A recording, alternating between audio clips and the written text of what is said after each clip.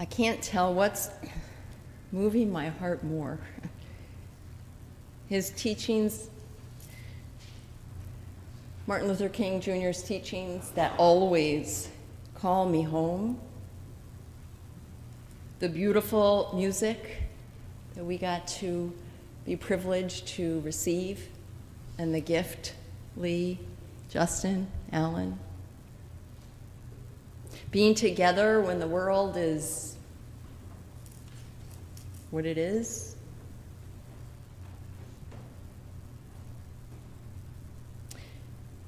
I don't know which of those is moving me the most, but I do know that when I am moved, I am the best me that I can be.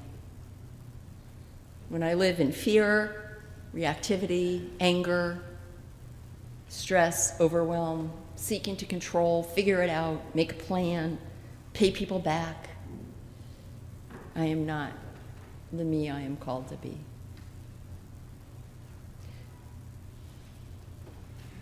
I also loved how you greeted each other. I really felt multiple times in this service that I could say amen, and that's that. Amen, right? But I did spend Tuesday putting some words together, so I'll share those too. I often feel like I'm at the end. Sorry, I'm really moved by our connection this morning. I hope you are too. The words of the 8th principle, and yes, there are 7 principles of Unitarian Universalism and one that is adopted by hundreds of our congregations, but not all of us yet, and not the association as a whole, so it is a proposed 8th principle. The words of this principle are as follows, and you'll hear Dr. Martin Luther King in them. We, the member congregations of the Unitarian Universalist Association, covenant or promise to affirm and promote journeying towards spiritual wholeness by working to build a diverse, multicultural, beloved community, by our actions that accountably dismantle racism and all oppressions within ourselves and our institutions.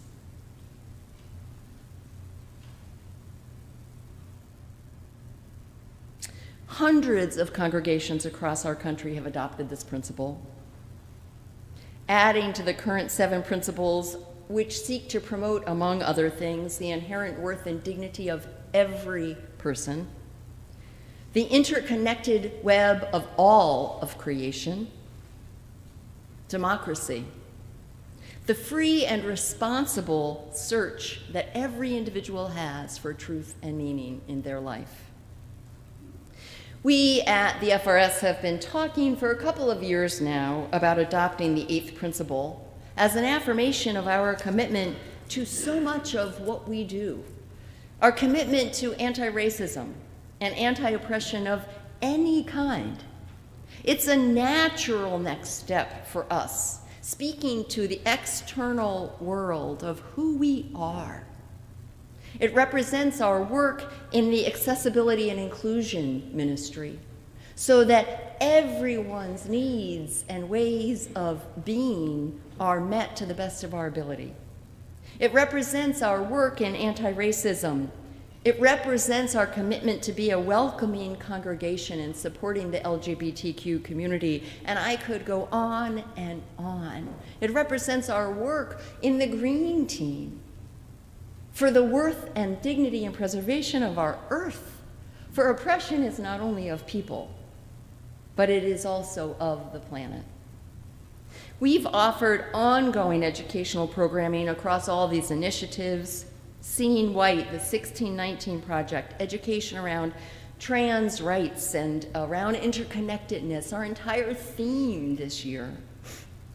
As I said, if we choose to affirm and vote for this principle at our annual meeting in June, for this 8th principle, we will count ourselves among close to, if not over, 300 other Unitarian Universalist congregations across the country who have done so.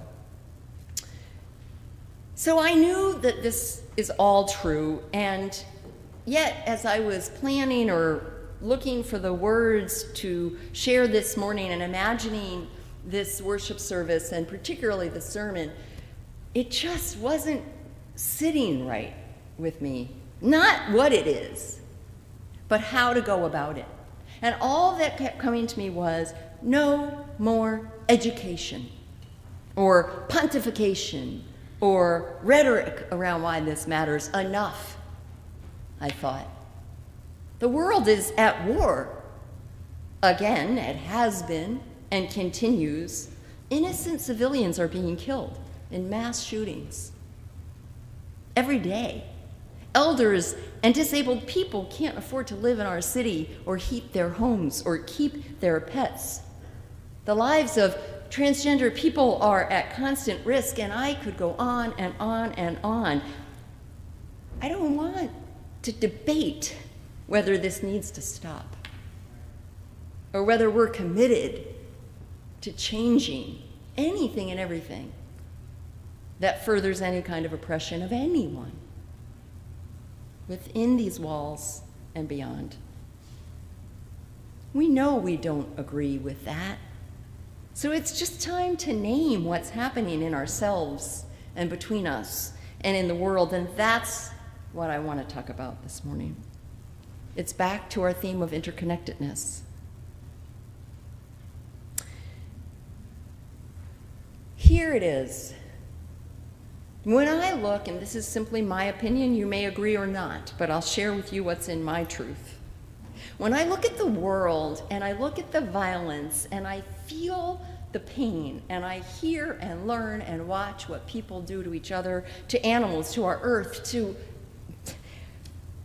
all I can say is that it is a crisis of disconnection. It is a crisis of us not being connected to our true selves, not being connected to each other, and not being connected to the world, and not being connected to some kind of holiness, some kind of goodness, some kind of compassion, some kind of knowing that when anyone is hurt, everyone is hurt. That shows up as fear, anger, closing our minds and hearts, pointing fingers. I do it. I am not pointing my finger at all of you.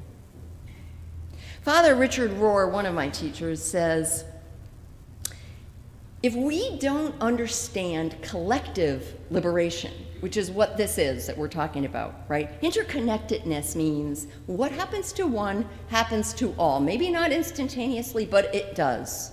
What happens, we are truly interconnected with the world, with the planet, with each other, with people we don't know. Collective liberation means it isn't for one of us, but all of us. And you see this in world religions across the globe. They use different words. It's the same teaching. Father Richard Rohr says, without an understanding of collective liberation, we do not understand suffering, and we do not understand salvation or happiness. Oppression, by which I mean simply, but yet horrifically, a misuse and abuse of power over any other, an inequitable distribution of resources, systems that privilege some people over others, and perpetuate the lie that we are not interconnected or that violence is the answer. Oppression of any type is simply wrong. It's really not complicated.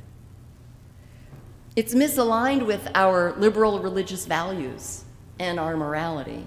It's killing our planet and far too many people. And it's been doing so for a very long time. It may be at a heightened time right now, but this way of living is not new. Again, oppression and violence are not working. So as I held this knowing in my mind and body and my heart, Again, I knew what this sermon is about. It's about naming the problem, the disconnection or separation from ourselves, others, and all that is good or holy or beautiful or compassionate or giving. They're all the same words. Let's not argue about what we call good or love or God or kindness or compassion.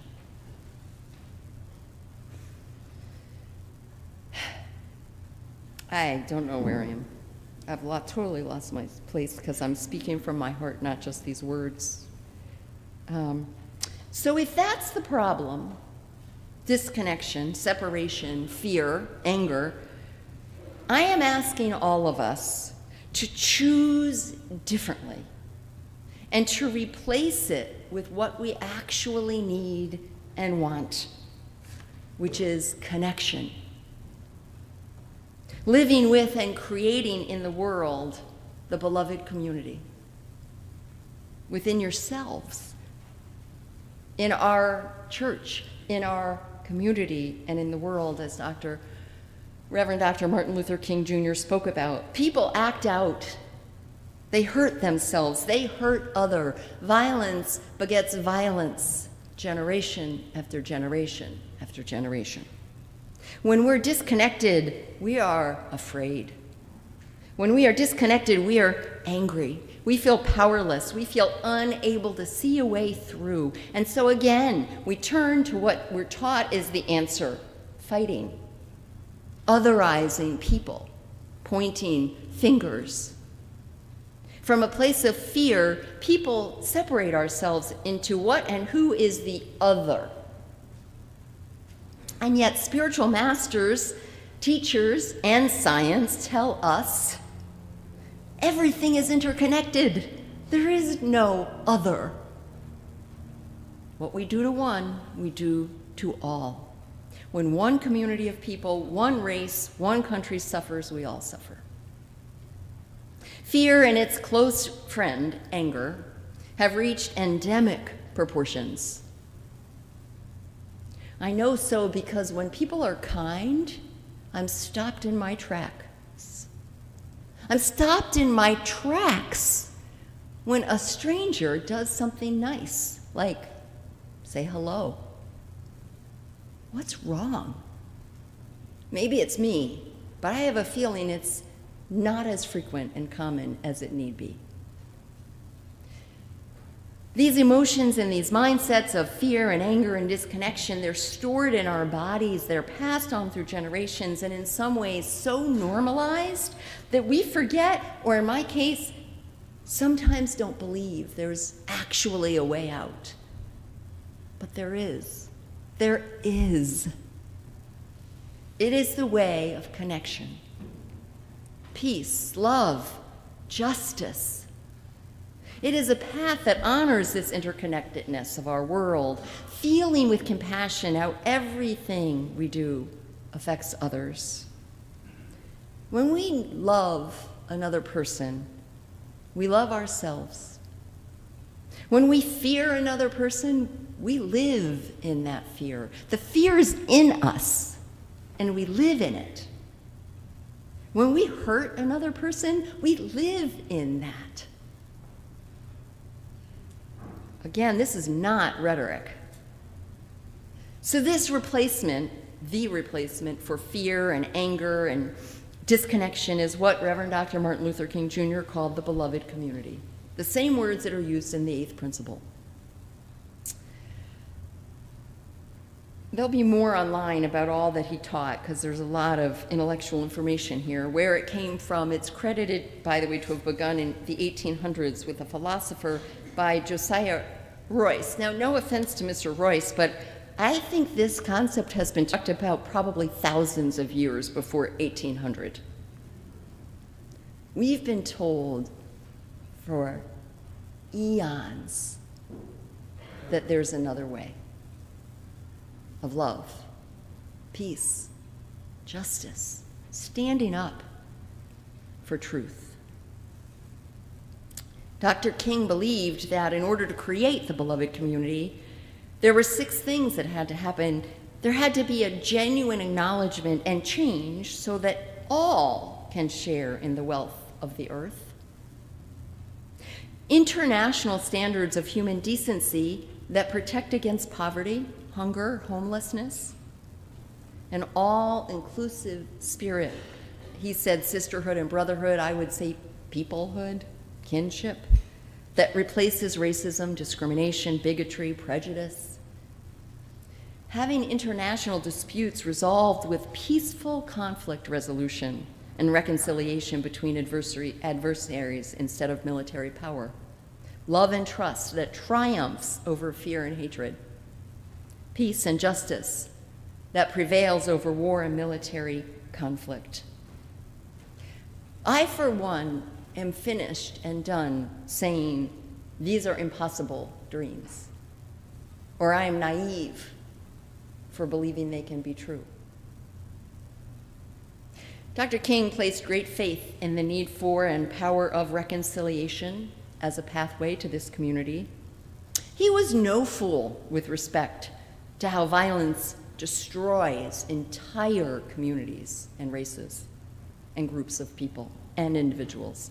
And yet he said the end is reconciliation, by which he meant the way. The way is reconciliation, redemption, creation of a beloved community.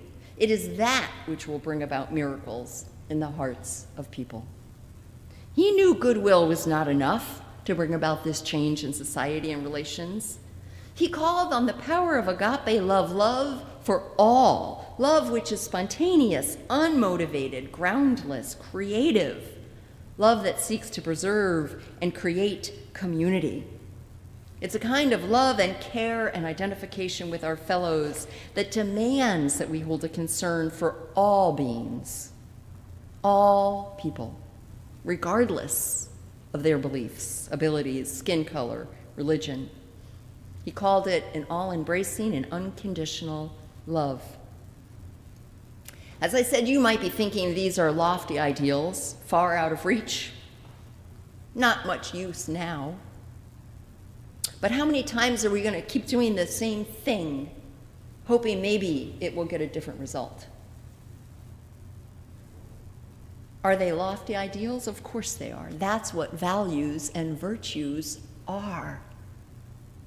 But as Unitarian Universalists, we live striving for the values and virtues that we believe in, not for perfection, but as the guiding light. The values that steer our decisions and our lives. How do we know how to respond if we aren't clear about what our values are? So now is the time for turning and practicing new and different ways of understanding and relating to others, ourselves, approaching conflict, caring for all who share this earth. This time of lengthy debates or huge amounts of time needed to discern what are actually simple truths. It's over.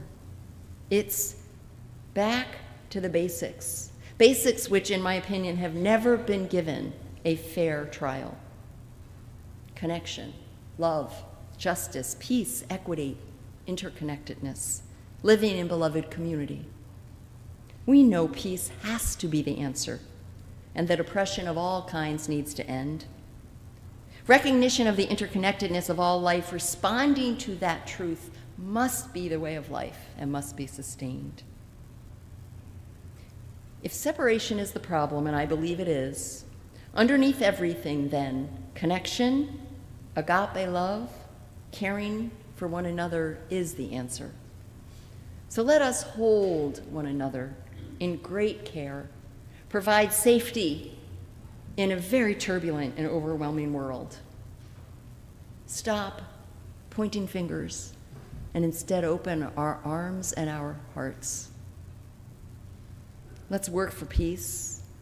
Let's not hold up perfection, but recognize and realize that every act of kindness, every truth spoken matters.